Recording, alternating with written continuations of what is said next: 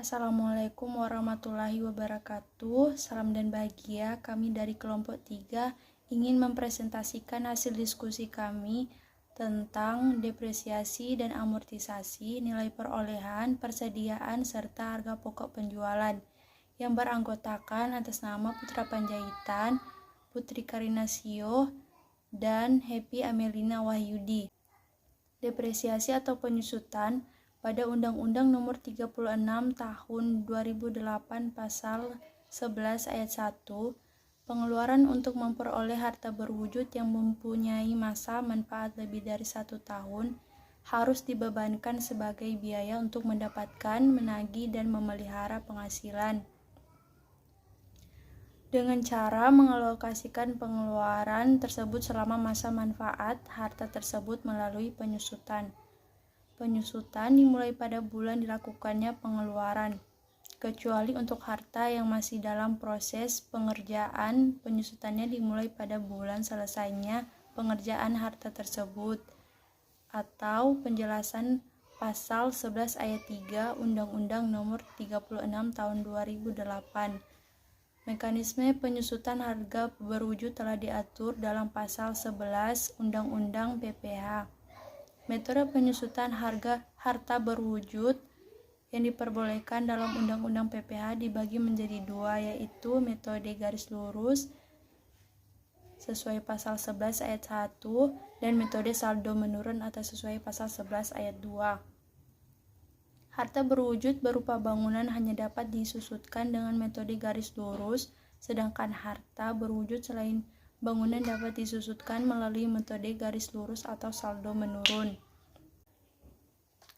Penghitungan penyusulan harta berwujud harus mengacu pada masa manfaat dan tarif penyusutan yang diatur dalam pasal 11 ayat 6 Undang-Undang PPH, yang dapat dilihat pada tabel sebagai berikut.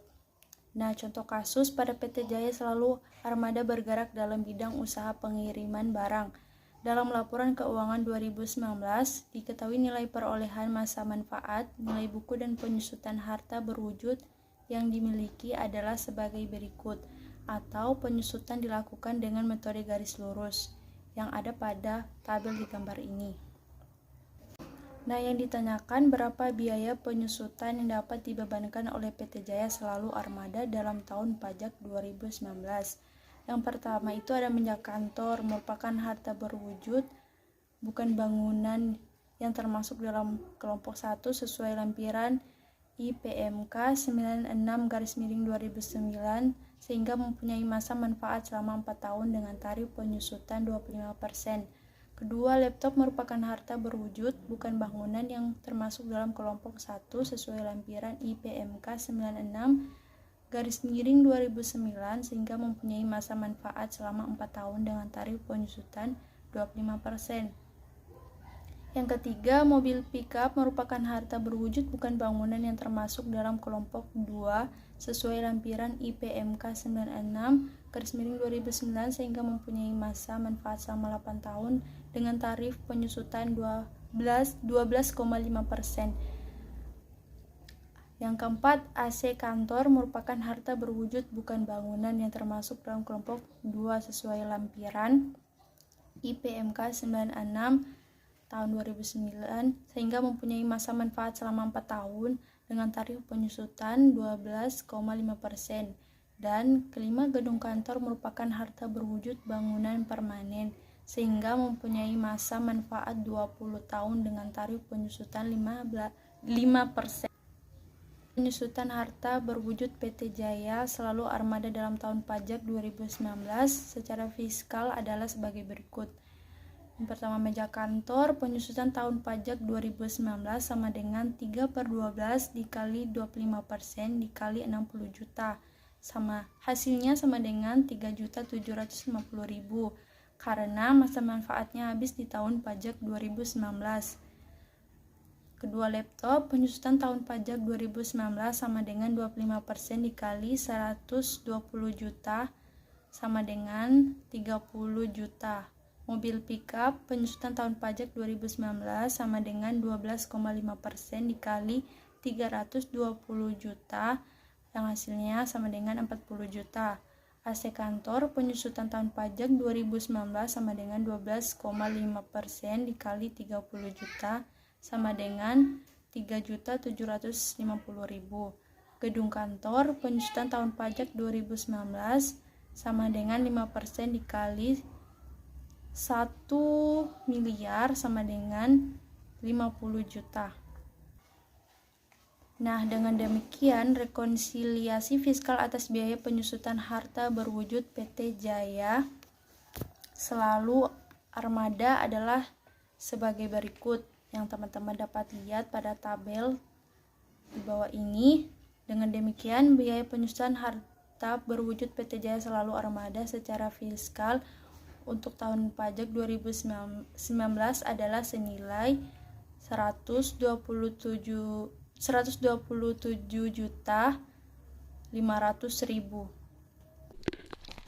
Yang selanjutnya adalah amortisasi. Selain penyusutan harta berwujud, Undang-Undang Pajak Penghasilan UU PPH juga mengatur pengurangan penghasilan bruto atas biaya pengeluaran untuk memperoleh harta tak berwujud yang mempunyai masa manfaat lebih dari 1 tahun. Mekanismenya dinamakan amortisasi.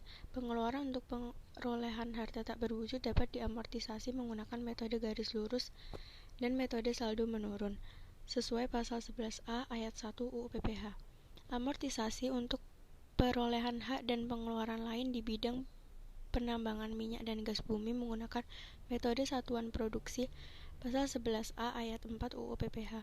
Sementara amortisasi untuk hak penambangan lain, hak pengusahaan hutan dan hak pengusahaan sumber alam serta alam lainnya menggunakan metode satuan produksi dengan limitasi maksimal 20% setahun pasal 11A ayat 5 UU PPH. Sama seperti penyusutan harta berwujud, amortisasi harta tak berwujud dimulai pada bulan dilakukannya pengeluaran, kecuali untuk bidang usaha tertentu yang diatur dalam Peraturan Menteri Keuangan tersendiri, pasal 11A ayat 1A UU PPH. Penghitungan amortisasi harta tak berwujud yang menggunakan metode garis lurus dan metode saldo menurun harus mengacu pada masa manfaat dan tarif amortisasi yang diatur dalam pasal 11A ayat 2 UU PPH sebagai berikut. Kelompok harta tak berwujud kelompok 1, masa manfaat 4 tahun, tarif amortisasi berdasarkan metode garis lurus 25%, berdasarkan saldo menurun 50%. Kelompok 2, masa manfaat 8 tahun, tarif amortisasi berdasarkan metode garis lurus 12,5%, berdasarkan saldo menurun 25%. Kelompok 3, masa manfaat 16 tahun, tarif amortisasi berdasarkan metode garis lurus 6,25%, berdasarkan saldo menurun 12,5%. Dan yang terakhir kelompok 4, masa manfaat 20 tahun, tarif amortisasi berdasarkan metode garis lurus 5%, berdasarkan saldo menurun 10%. Penentuan masa manfaat harta tak berwujud untuk menghitung tarif amortisasi dilakukan berdasarkan masa manfaat yang sebenarnya.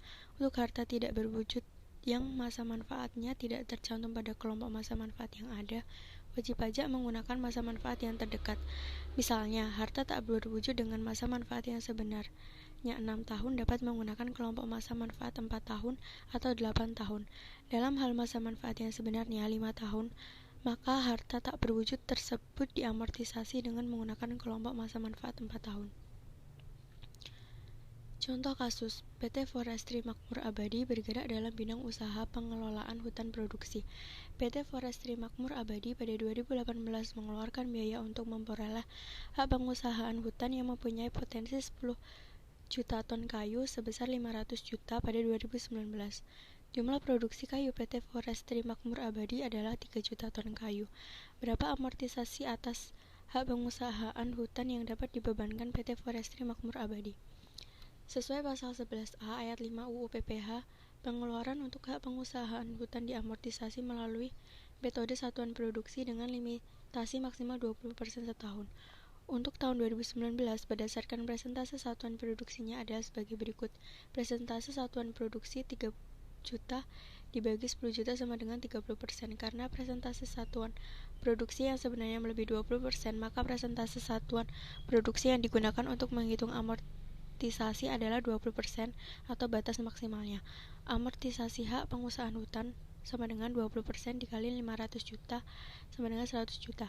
Dengan demikian, biaya amortisasi hak pengusahaan hutan PT Forestry Makmur Abadi untuk tahun pajak 2019 adalah sebesar 100 juta rupiah. Harga perolehan dan nilai perolehan. Harga perolehan berdasarkan UU Nomor 36 Tahun 2008 adalah sebagai berikut. 1. Harga perolehan atau harga penjualan dalam hal terjadi jual beli harta yang tidak dipengaruhi hubungan istimewa sebagaimana dimaksud adalah jumlah yang sesungguhnya dikeluarkan atau diterima. Sedangkan apabila terdapat hubungan istimewa adalah jumlah yang seharusnya dikeluarkan atau diterima. 2. Nilai perolehan atau nilai penjualan dalam hal terjadi tukar-menukar harta adalah jumlah yang seharusnya dikeluarkan atau diterima berdasarkan harga pasar. 3. Nilai perolehan atau pengalihan harta yang dialihkan dalam rangka likuidasi, penggabungan, peleburan, pemekaran, pemecahan, atau pengambil alihan usaha adalah jumlah yang seharusnya dikeluarkan atau diterima berdasarkan harga pasar, kecuali ditetapkan lain oleh Menteri Keuangan. Apabila terjadi pengalihan harta, A, yang memenuhi syarat sebagaimana dimaksud, maka dasar penilaian bagi yang menerima pengalihan sama dengan nilai sisa buku dari pihak yang melakukan pengalihan atau nilai yang ditetapkan oleh Direktur Jenderal Pajak. B, yang tidak memenuhi syarat sebagaimana dimaksud, maka dasar penilaian yang menerima pengalihan sama dengan nilai pasar dari harta tersebut. 5. Apabila terjadi pengalihan harta sebagaimana dimaksud, maka dasar penilaian harta bagi badan yang menerima pengalihan sama dengan nilai pasar dari harta tersebut. 6. Persediaan dan pemakaian persediaan untuk perhitungan harga pokok dinilai berdasarkan harga pokok perolehan yang dilakukan secara rata-rata atau dengan cara mendahulukan persediaan yang diperoleh pertama. Berdasarkan pasal 10 ayat 6 Undang-Undang Nomor 36 Tahun 2008 tentang pajak penghasilan yaitu atau PPh mengatur bahwa penilaian persediaan barang hanya boleh menggunakan harga perolehan. Persediaan. Sesuai PSAK nomor 14 revisi 2008, untuk menetapkan persediaan perlu diterapkan atau dirumuskan perlakuan akuntansi untuk persediaan menurut sistem biaya historis atau dinyatakan sebagai harga pokok atau perolehannya. Metode penilaian persediaan menurut aturan pajak. Jika mengacu pada Undang-Undang Nomor 36 Tahun 2008 tentang pajak penghasilan, dalam pasal 6, metode persediaan yang diperkenalkan dalam perpajakan hanya terdapat dua metode yang digunakan, yaitu metode rata-rata atau average maupun FIFO atau first in, first out. Kedua metode terkait mempunyai kelebihan serta kekurangan yang secara finansial menjadi pertimbangan bagi wajib pajak. Pertimbangan secara fiskal dari pemakaian metode perhitungan persediaan ini sama dengan pertimbangan secara finansial. Wajib pajak tentu akan memutuskan untuk memakai metode yang menghasilkan PPh atau hutang yang lebih rendah. Harga pokok penjualan. Pengertian harga pokok penjualan menurut pajak. Perlakuan pajak atas harga pokok penjualan diatur dalam pasal 10 Undang-Undang Nomor 36 Tahun 2008 tentang pajak penghasilan. Pengertian harga pokok penjualan dalam hal terjadi jual beli harta yang tidak dipengaruhi hubungan istimewa sebagaimana dimaksud dalam pasal 18 ayat 4 Undang-Undang Nomor 36 Tahun 2008 tentang pajak penghasilan adalah jumlah yang sesungguhnya dikeluarkan atau diterima, sedangkan apabila terdapat hubungan istimewa adalah jumlah yang seharusnya dikeluarkan atau diterima. Pada umumnya, dalam jual beli harta, harga perolehan harta bagi pihak pembeli adalah harga yang sesungguhnya dibayar dan harga penjualan bagi pihak penjual adalah harga yang sesungguhnya diterima. Termasuk dalam harga perolehan adalah harga beli dan biaya yang dikeluarkan dalam rangka memperoleh harta tersebut, seperti biaya masuk, biaya pengangkutan, dan biaya pemasangan. Dalam jual beli yang dipengaruhi hubungan istimewa sebagaimana dimaksud dalam pasal 18 ayat 4 Undang-Undang Nomor 36 2008 tentang pajak penghasilan, maka bagi pihak pembeli, nilai perolehannya adalah jumlah yang seharusnya dibayar, dan bagi pihak penjual, nilai penjualannya adalah jumlah yang seharusnya diterima. Adanya hubungan istimewa antara pembeli dan penjual dapat menyebabkan harga perolehan menjadi lebih besar atau lebih kecil dibanding dengan jika jual beli tersebut tidak dipengaruhi oleh hubungan istimewa. Oleh karena itu, dalam ketentuan ini diatur bahwa nilai perolehan atau nilai penjualan harta bagi pihak-pihak yang bersangkutan adalah jumlah yang seharusnya dikeluarkan atau yang seharusnya diterima. Metode perhitungan harga pokok penjualan menurut pajak yaitu 1. Penilaian persediaan barang hanya boleh menggunakan harga perolehan. 2. Penilaian pemakaian persediaan untuk perhitungan harga pokok hanya boleh dengan cara A. Metode FIFO atau first in first out. B. Metode rata-rata atau average. 3. Sekali wajib pajak memilih salah satu cara penilaian pemakaian persediaan untuk perhitungan harga pokok tersebut, maka untuk tahun-tahun selanjutnya harus digunakan dengan cara yang sama. Sekian hasil presentasi kami. Jika ada salah kata kami mohon maaf. Sekian dan terima kasih.